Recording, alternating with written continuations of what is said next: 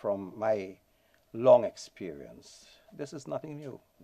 Okay. Every time you had to select a chairman of the Elections Commission, there always had been excitement, political excitement. And that comes from from the nature of the terrain.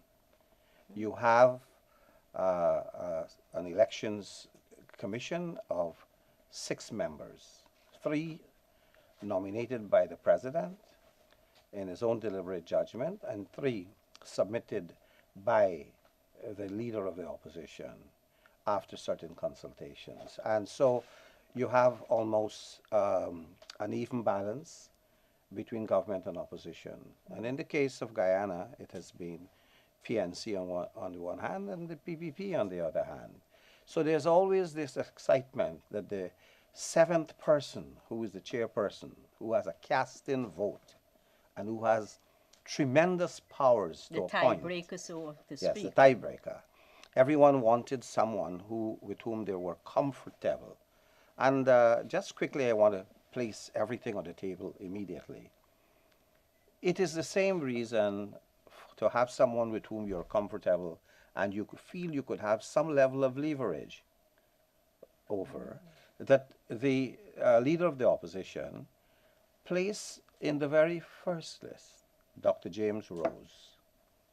I'm not here dealing with names and ad hominem. I don't intend to criticize anyone, because this is not dealing with persons, but I'm dealing with the politics of what is playing out here.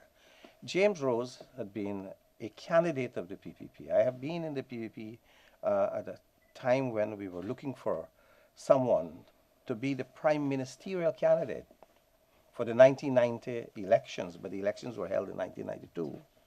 And Dr. James Rose had been approached. I was one of those who, through a lecturer of the University of Guyana, had started a search for James Rose, who was in the United States, to indicate to him that Dr. Jagan wanted him to be his running mate.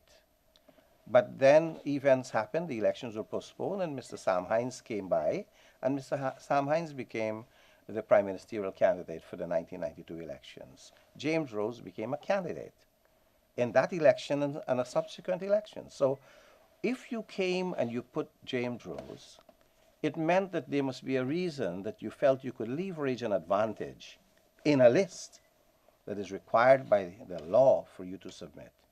And so if you look at the other side, the president having selected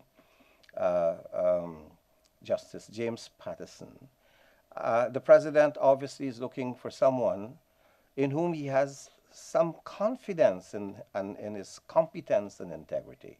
So this is how it has been. And the suspicions around this election of one or the other person from any list has always been a political suspicion.